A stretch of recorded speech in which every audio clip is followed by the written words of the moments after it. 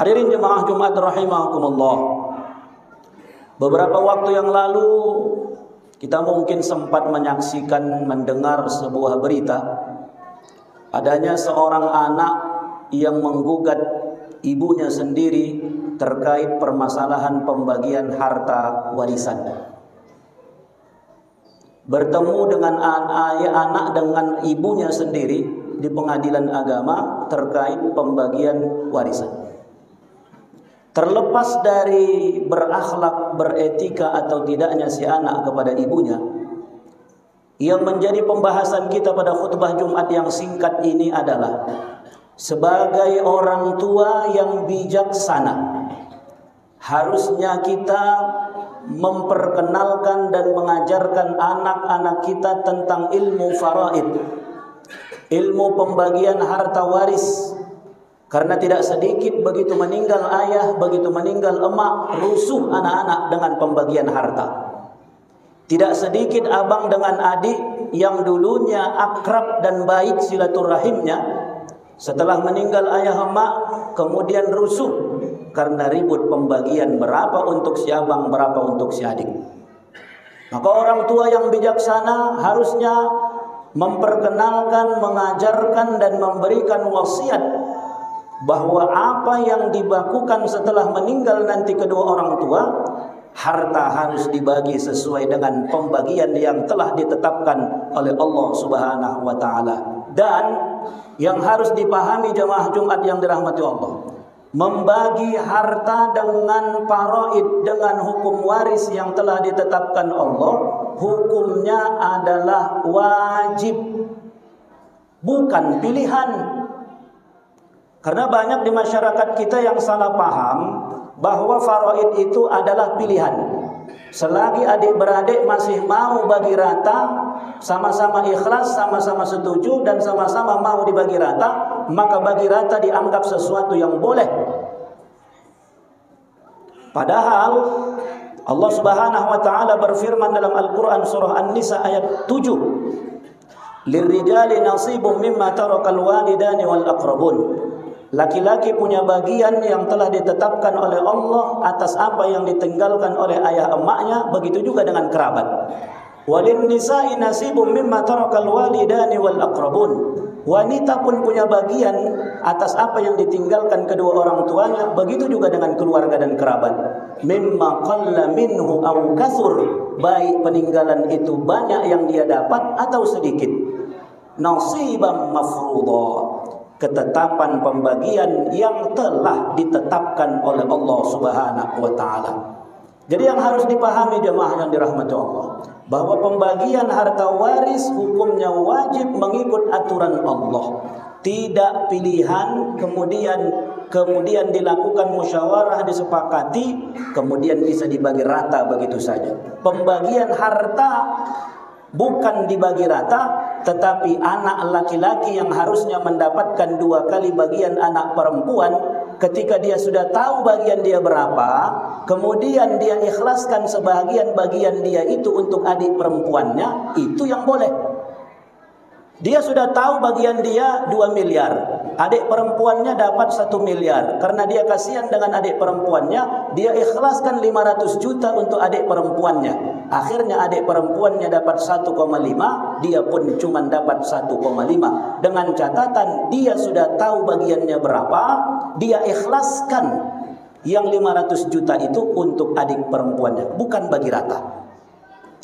Saudaraku jemaah Jumat yang dirahmati Allah Subhanahu wa taala, Rasulullah sallallahu alaihi wasallam mengingatkan, ta'allamul faraid, belajarlah kalian ilmu. Pengajian-pengajian kita pada hari ini sudah jarang sekali mengkaji ilmu ini. Jarang sekali. Jarang kita dengar kajian itu membahas faraid. Padahal prakteknya di masyarakat banyak yang begaduh, banyak yang nggak paham. Sampai kata Nabi sallallahu alaihi wasallam, wa huwa awwalu ma yunza'u min hadhil ummah. Ilmu ini, ilmu faraid ini min nisbil ilmi, separuh daripada ilmu agama itu kata Nabi adalah ilmu faraid. Wa huwa awwalu ma yunza'u min hadhil ummah, dan ilmu yang pertama akan diangkat dari umat ini adalah ilmu faraid. Artinya diangkat adalah sudah jarang orang mempelajarinya, orang tidak peduli, orang tidak mau tahu, dan orang yang paham pakar tentang ilmu itu pun akan semakin berkurang. Hatta sampai kata Nabi, ketika ada terjadi permasalahan pembagian harta dalam satu kampung, bingung orang kampung itu mau kemana bertanya. Saking tidak adanya lagi orang yang paham akan ilmu itu. Lihatlah kajian-kajian kita pada hari ini. Rata-rata kajiannya kajian-kajian yang biasa-biasa. Padahal ilmu ini adalah ilmu yang sangat penting, tetapi sangat sedikit sekali diperhatikan oleh umat ini. Nabi ingatkan, ta'allam, belajar kalian. Kenapa? Karena pada hari ini banyak yang tak paham. Tak sedikit orang tua yang kemudian karena ketidakpahamannya kemudian memberikan wasiat kepada anaknya. Padahal la wasiyata lil waris. Tidak boleh memberi wasiat kepada ahli waris. Tidak boleh. Meninggal nanti ayah, bagianmu anak pertama ladang yang di Pulau Padang. Meninggal nanti ayah, adik yang kedua bagianmu yang daerah Silangkitang. Kau anak yang ketiga sama mula rumah ini. Bolehkah seperti itu? Tak boleh. Kenapa? Anak itu ahli waris. Ahli waris kata Allah Subhanahu wa taala, lidzakari mislu hazzil unsayain. Bagian anak laki-laki 2 kali bagian anak perempuan. Itu pembagiannya. Karena wasiat itu jamaah yang dirahmati Allah, 3 yang tidak boleh dalam hal wasiat dalam harta. Pertama, wasiat tidak boleh lebih dari 1/3 daripada harta. As-sulusu was-sulusu katsir. 1/3 dan 1/3 itu kata Nabi sudah banyak. Tidak boleh seorang yang kaya raya kemudian berwasiat, kalau saya nanti meninggal dunia, separuh dari harta saya akan saya sumbangkan untuk panti asuhan. Tak boleh. Walaupun itu harta dia. Walaupun itu harta dia, tapi pada hakikatnya itu milik Allah. Dia cuman hak titip saja. Yang mengatur harta itu Allah. Bukan karena dia anggap itu SHM atas nama dia, ladang atas nama dia, uang di bank atas nama dia, dia anggap itu punya dia semuanya. Demi Allah, tidak. Hakikatnya harta ini milik Allah, dan Allah yang paling berhak mengatur kemana harta itu. 1/3. Kenapa? Ada hak ahli waris di situ yang tidak boleh dilupakan. Yang kedua, yang namanya wasiat tidak boleh kepada ahli waris. La wasiyata lil waris.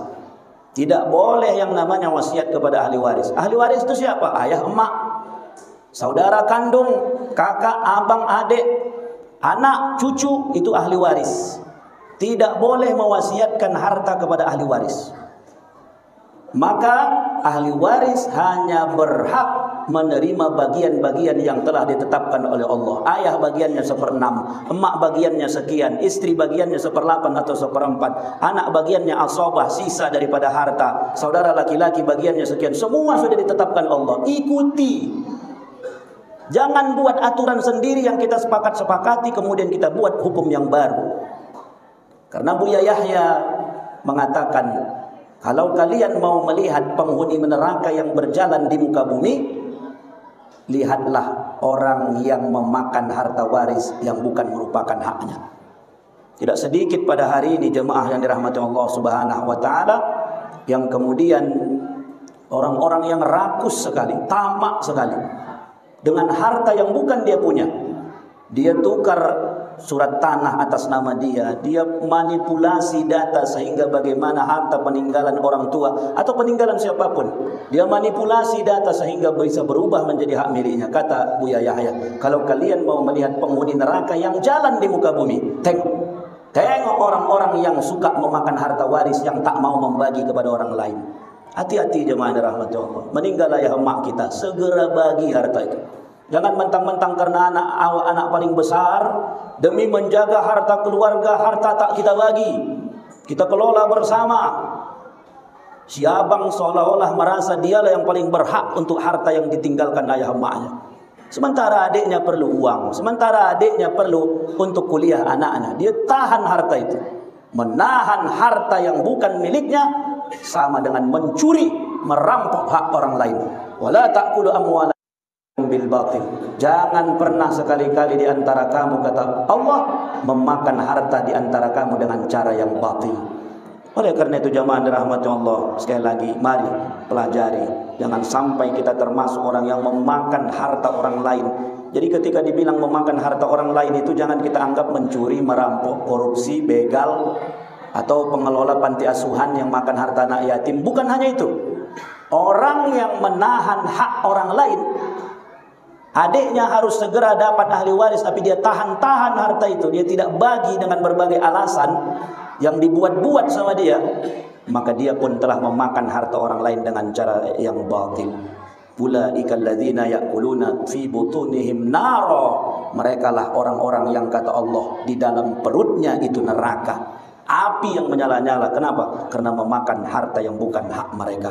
Semoga jemaah dirahmati Allah, kita di pengajian-pengajian kita menjadikan salah satu kajian faraid ini menjadi kajian terpenting bagi kita. Agar apa? Agar kita paham bagaimana sebenarnya pembagian itu. Jangan sampai begaduh anak cucu kita gara-gara pembagian harta. Hati-hati, orang tua yang bijaksana adalah orang tua yang memberikan wasiat setelah meninggal dia. Tenang anak-anak itu, tak ada yang rusuh. Tapi begitu meninggal rusuh anak-anak, berarti orang tua dalam kuburnya pun tak akan tenang. Kenapa? Ketidakbijaksanaannya selama hidup untuk membagi dan menegaskan kepada anak bagaimana pembagian harta sepatutnya yang telah ditetapkan oleh Allah Subhanahu wa taala. Barakallahu li wa lakum fil Qur'anil azim wa nafa'ani wa iyyakum bima fihi minal ayati wadh-dhikril hakim. Aqulu qawli hadza wa astaghfirullaha li wa lakum wa lisairil muslimina wal muslimat fastaghfiruhu innahu huwal ghafurur rahim.